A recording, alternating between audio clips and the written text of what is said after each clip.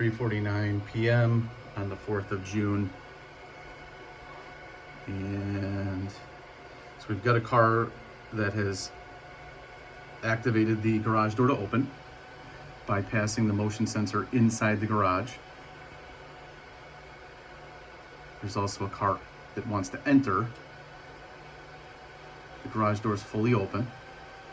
One car has pulled out, the other car's pulled in.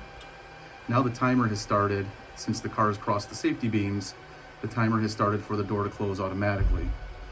Once that timer elapses, the door starts to descend, which it's doing right now.